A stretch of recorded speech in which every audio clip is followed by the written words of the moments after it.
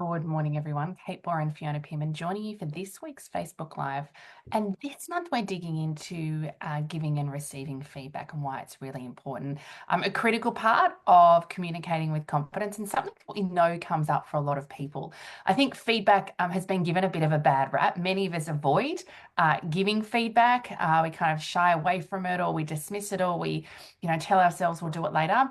And when we receive feedback, many of us already, before someone has even opened their mouth, our nervous system is already in a reactive state, uncomfortable and kind of almost ready for a fight. And so I think our ability to really think about our relationship with both giving and receiving feedback.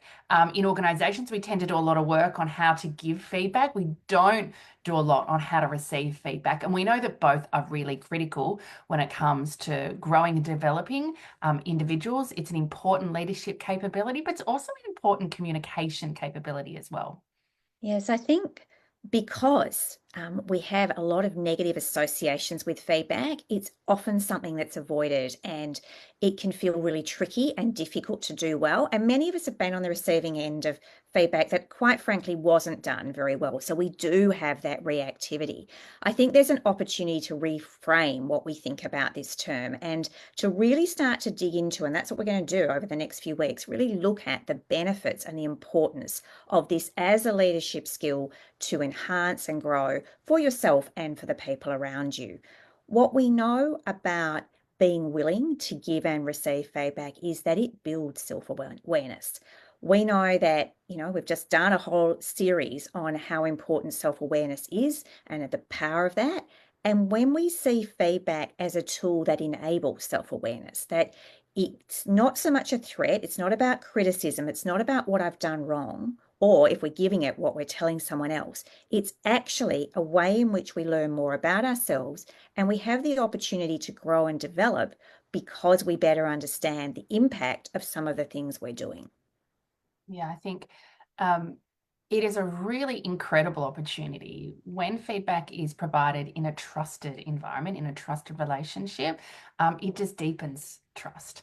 And so feedback can strengthen relationships. I think it's useful for it to be a little bit of a signal when you're uncomfortable giving it or receiving it. That is almost a red flag that there's not a lot of trust in the relationship, right? Because I don't know your intentions. I'm feeling unsafe. There's not a lot of psychosocial safety in that relationship. And we know that when people do feel that they're in a trusted relationship, then we're far more willing to hear feedback because we believe there's positive intent.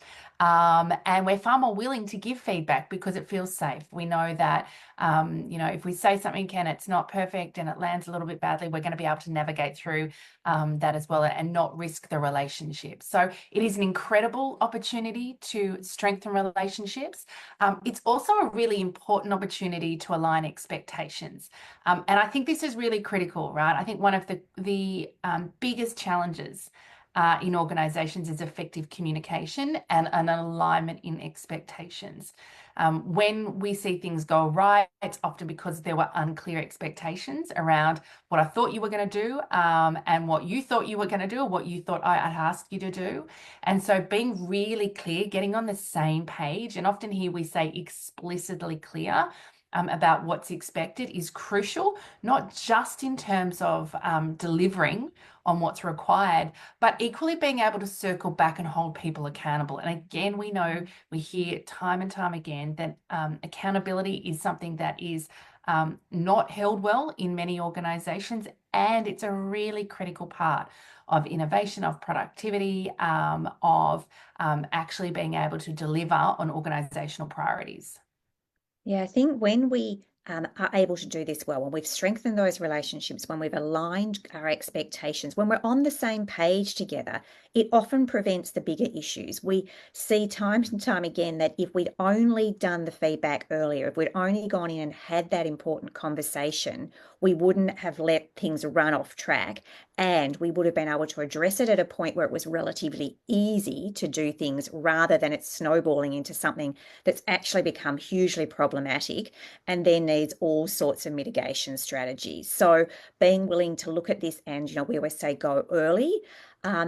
The power of this, intentional constructive feedback where we're really wanting others to develop, or if we're receiving it, we're wanting to learn something new, to get curious about what's going on, means that we can go faster.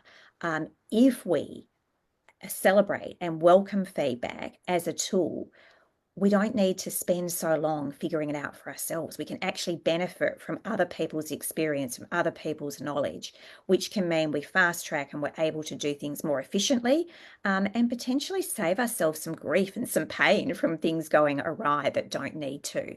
So I think there's a really big opportunity for each of us as individuals, as part of teams, as leaders.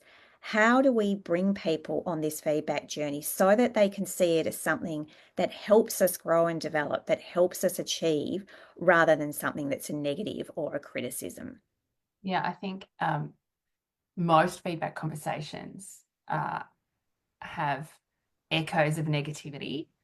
And when we think about the intent of most feedback conversations, it is to help grow and develop someone. It is to improve performance or outcome for the organization.